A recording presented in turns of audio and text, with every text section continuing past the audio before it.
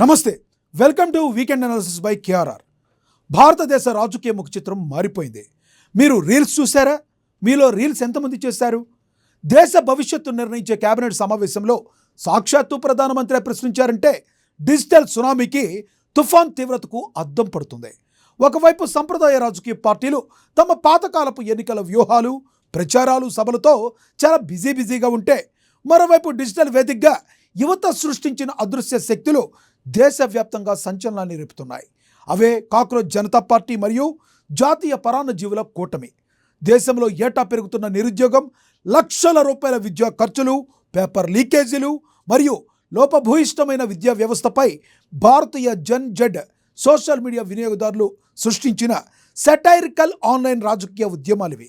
ప్రస్తుతం ఇవి కేవలం ఆన్లైన్ మీమ్స్కే పరిమితం కాకుండా యువత ఆక్రోశాన్ని ప్రతిబింబించే ఒక సామూహిక డిజిటల్ నిరసనగా రూపాంతరం చెందాయి. దీంతో ప్రభుత్వాలు షేక్ అవుతున్నాయి. తాజా రాజకీయ సామాజిక పరిణామాలపై ఏఎన్ఎన్ ఛానల్ మహాపత్రిక CEO కంది రామచంద్రారెడ్డి వీకెండ్ అనాలిసిస్ చూద్దాం.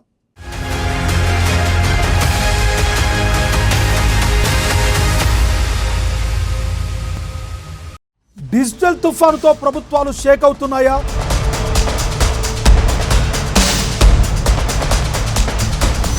కాక్రోచ్ పారాసైట్ల తిరుగుబాటు పాలకులకు హెచ్చరికైనా?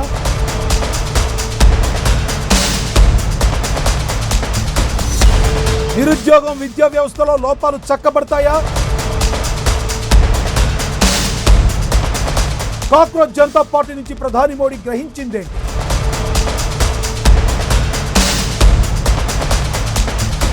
యువత అసంతృప్తిని అణిచివేయడం సాధ్యమా?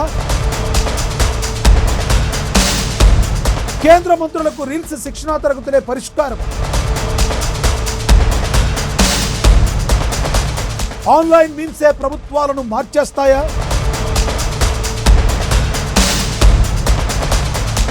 నీట్ లీకేజ్కి ధర్మేంద్ర ప్రధాన్ ఎందుకు బాధ్యుడిగా భావించడం లేదు?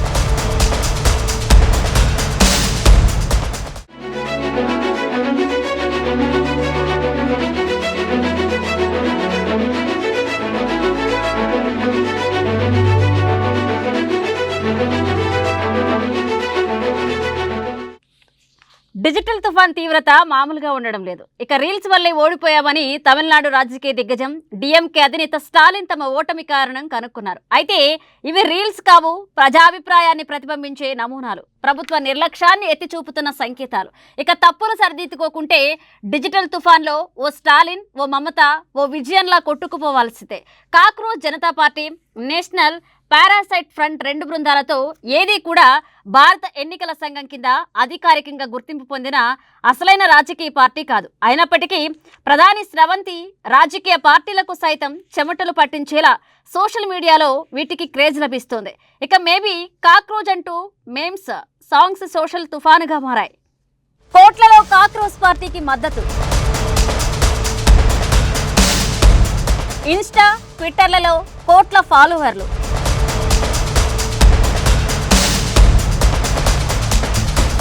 నిషేధంతో బయటపడ్డ కేంద్ర భయం.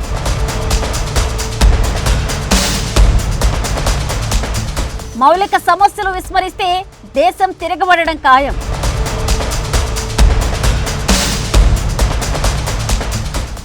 సిజేపీ ఉద్యమానికి సంబంధించిన 20 మిలియన్లకు పైగా ఇన్స్టా ఫాలోవర్లు మైలురాయిని అందుకుని సరికొత్త రికార్డు సృష్టించింది. ఇన్స్టాగ్రామ్ ఫాలోవర్ల సంఖ్యలో అధికార బీజేపీని 141 ఏళ్ల చరిత్ర గల కాంగ్రెస్ పార్టీని కూడా దాటేసి ఇక దేశంలోనే అత్యధిక ఇన్స్టాగ్రామ్ ఫాలోవర్లు ఉన్న పొలిటికల్ గ్రూపుగా అవతరించింది. ఎక్స్లోనూ అదే ప్రభంజనం. ఇక కేవలం ఇన్స్టాగ్రామ్లోనే కాకుండా ఎక్స్ వేదికగా కూడా ఈ పార్టీల ఫాలోవర్ల సంఖ్య ఊహించని వేగంతో దూసుకుపోతుంది. యువత తమ అసంతృప్తిని వ్యక్తం చేయడానికి ఈ సరికొత్త మీమ్ పాలిటిక్స్ను ఎంతలా ఆయుధంలా మార్చుకుందో చెప్పడానికి ఈ డిజిటల్ గణాంకాలే సాక్ష్యం. యువత అంటే చిన్న చూపు, పెద్దోళ్ల పరుష వ్యాఖ్యలు, యువకుల ఆత్మగౌరవ చర్యలు, ఎక్కడికక్కడ పుట్టుకొస్తున్న కాక్రోచ్ వారియర్స్. ఈ అసాధారణ డిజిటల్ ఉద్యమం వెనుక ఒక తీవ్రమైన ఆత్మగౌరవ పోరాటం ఉంది. 2026 మే మధ్యలో ఒక కోర్టు విచారణ సందర్భంగా సుప్రీంకోర్టు ప్రధాన న్యాయమూర్తి జస్టిస్ సూర్యకాంత్ చేసిన కొన్ని వివాదాస్పద వ్యాఖ్యల నేపథ్యంలో ఈ నిరసన జ్వాలలు చెలరేగాయి. ఉపాధి అవకాశాలు లేక సోషల్ మీడియా, స్వతంత్ర జర్నలిజం, సమాచార హక్కు చట్టం యాక్టివిస్టులుగా మళ్లుతున్న నిరుద్యోగ యువతను ఉద్దేశించి వారు వ్యవస్థపై దాడి చేసే బొద్దింకలు, సమాజాన్ని పట్టి పీడించే పరాన్న జీవులు అంటూ ఆయన పోల్చారన్న వ్యాఖ్యలు ఇక దేశవ్యాప్తంగా ఉన్న నిరుద్యోగులను తీవ్రంగా గాయపరిచాయి. ఇక ఆ తర్వాత న్యాయమూర్తి స్పందిస్తూ తన వ్యాఖ్యలను కొందరు తప్పుగా ఉటంకించారని, ఉన్నత ప్రభుత్వ వృత్తుల్లోకి ప్రవేశించడానికి నకిలీ డిగ్రీలను ఉపయోగించే మోసగాళ్లను ఉద్దేశించి అన్నవే తప్ప సాధారణ నిరుద్యోగ యువతను ఉద్దేశించినవి కావు అని వివరణిచ్చినప్పటికీ అప్పటికే జరగాల్సిన నష్టం జరిగిపోయింది. ఇక పొలిటికల్ కమ్యూనికేషన్ స్ట్రాటజిస్ట్ అయిన 30 ఏళ్ల యువకుడు అభిజిత్ దీప్కే నేతృత్వంలో మే 16, 2026న ఈ వ్యంగ్య ప్రతిఘటన వేదిక పుట్టుకొచ్చింది. మమ్మల్ని బొద్దింకలు, పరాన్న జీవులు అంటారా? అయితే ఆ పేర్లతోనే మేము వ్యవస్థపై నిరసన జెండా ఎగరవేస్తాము అంటూ ఆ పదాలని సామూహిక ఆవేశానికి చిహ్నాలుగా మార్చేశారు. దీంతో కాక్రోచ్ జనతా పార్టీ ఒక ఉద్యమమైంది. ఇప్పుడు కేంద్ర సర్కార్ని ప్రశ్నిస్తోంది. నీట్ పేపర్ లీక్తో దేశంలో 22 లక్షల మంది విద్యార్థులు రోడ్డున పడ్డారు. పట్టాలు వస్తున్నాయి, ఉద్యోగాలు ఎక్కడ?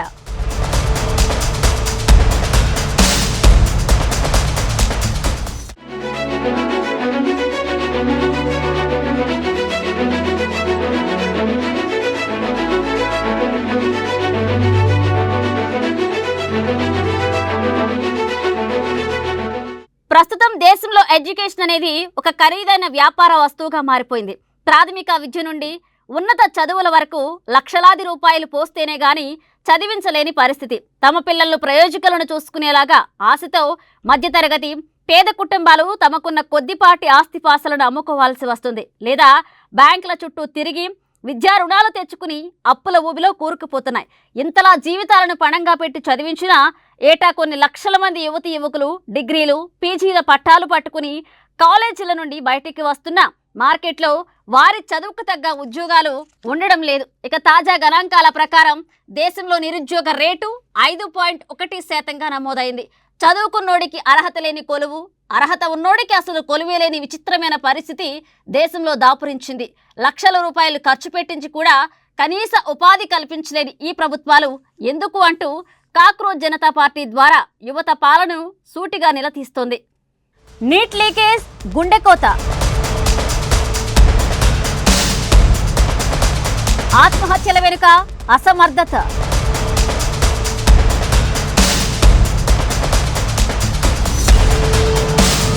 జవాబుదారితనం లేని నాయక గణం.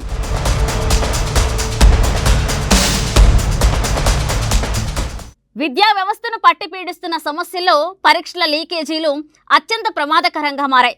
కొద్ది రోజుల క్రితం దేశవ్యాప్తంగా సంచలనం సృష్టించిన నీట్ ప్రశ్నపత్రం లీకేజీ దీనికి పరాకాష్ట. పగలు రాత్రి అనక కోచింగ్ల కోసం కష్టపడి కళ్ళల్లో వత్తులు వేసుకుని చదివిన విద్యార్థులకు ర్యాంకు రాని పరిస్థితి ఏర్పడగా లక్షల రూపాయలకు పేపర్లు కొని పరీక్ష రాసినోళ్లకు మాత్రం టాపర్ ర్యాంకులు రావడం దారుణం. ఈ వ్యవస్థాగత అవినీతి వల్ల ఎంతో మంది అర్హులైన విద్యార్థులు భవిష్యత్ కాలరాయబడింది. మానసిక వేదన తట్టుకోలేక కొంతమంది విద్యార్థులు ప్రాణాలు కూడా తీసుకోవడం దేశవ్యాప్తంగా కలచివేసింది. ఒక జాతీయ స్థాయి పరీక్షను కూడా లీకులు కాకుండా పారదర్శకంగా నిర్వహించలేని ప్రభుత్వ అసమర్థతను సీజేపీ సోషల్ మీడియా వేదికగా ఎండగడుతోంది. 22 లక్షల మంది రోడ్డును పడ్డ కేంద్ర మంత్రి ధర్మేంద్ర ప్రధాన్ చలనం లేకుండా ఉన్నారు. ధర్మేంద్ర ప్రధాన్ రాజీనామాకు సీజేపీ డిమాండ్ చేస్తుంది.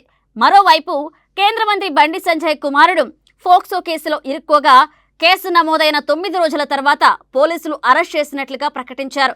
ఇంకా అనేక మచ్చలు క్యాబినెట్లో ఉన్నాయి. సమస్యల చుట్టూ పెట్టుకుని కేంద్ర మంత్రులతో రీల్స్, జన్జడ్ యువత అసంతృప్తిపై ప్రధాని మోదీ చర్చించడం, రీల్స్ కారణంగా ఓడామన్న స్టాలిన్, ప్రజలే తప్పు చేశారన్న కేసీఆర్ కామెంట్స్ ను గుర్తు చేస్తుంది. ఆకట్టుకుంటున్న కాక్రోచ్ మేనిఫెస్టో.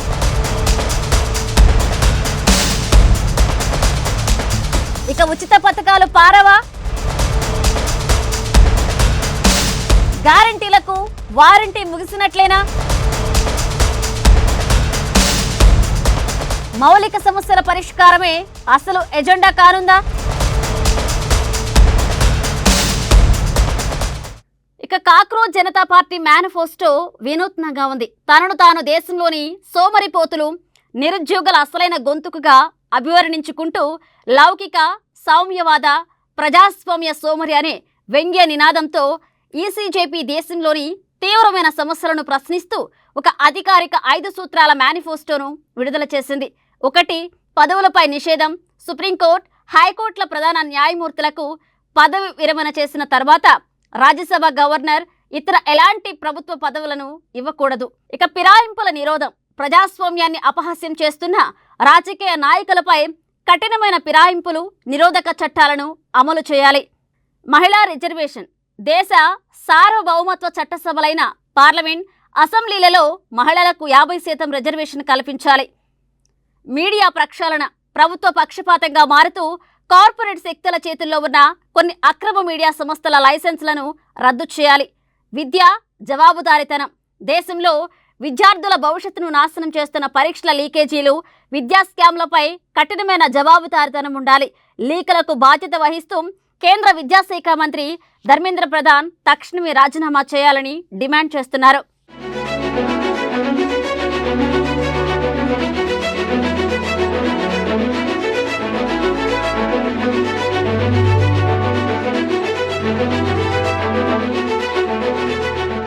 ఇక దేశంలో భారీగా పన్నులు కడుతూ కూడా కనీస సదుపాయాలు పొందలేకపోతున్న సాధారణ పౌరులను విచ్ఛిన్నమైన వ్యవస్థలో బలవంతంగా బ్రతికి బట్టకట్టిన బాధితులుగా ఈ సంస్థ చిత్రీకరిస్తోంది. నేర చరిత్ర లేని స్వచ్ఛమైన పార్లమెంటును నిర్మించడం, దేశంలో మెరుగైన శాశ్వత మౌలిక సదుపాయాలను కల్పించడం, సామాన్యుడికి ప్రజా రవాణా, విద్యుత్ వంటి తక్కువ ధరకే అందించాలంటూ వారు గట్టిగా డిమాండ్ చేస్తున్నారు.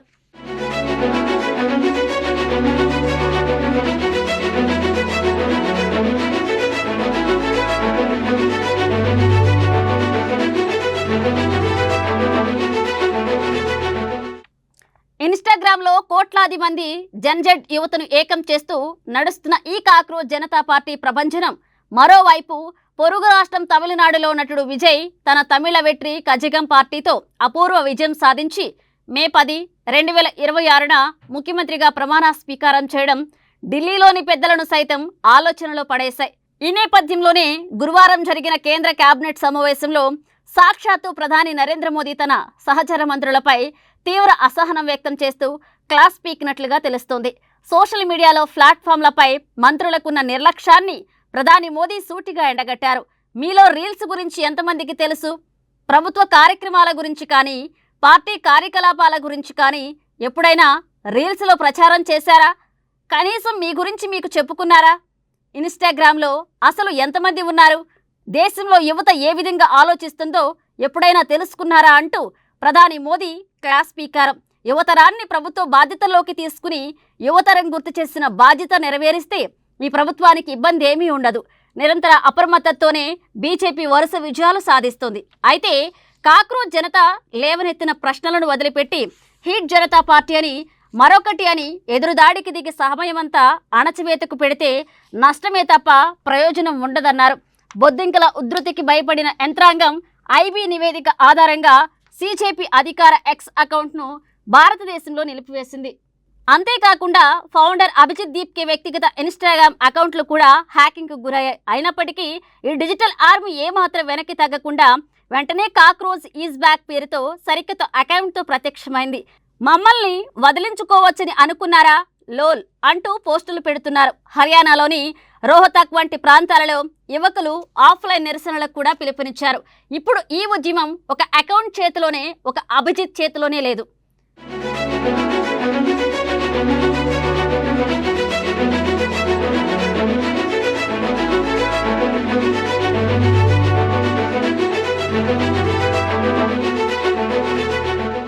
బొద్దింక అనేది కేవలం ఒక కీటకం కాదు, అది అణచివేతకు గురవుతూనే అణుబాంబునైనా తట్టుకుని నిలబడే ఒక మొండి సామాన్యుడి సంకేతం.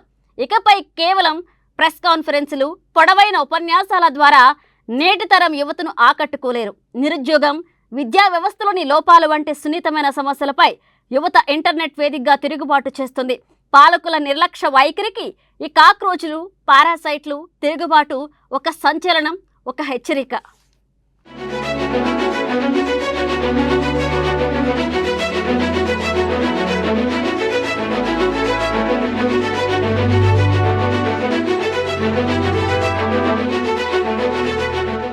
ఇది ఈ వారం వీకెండ్ అనాలిసిస్ బై కేఆర్ఆర్. నమస్తే.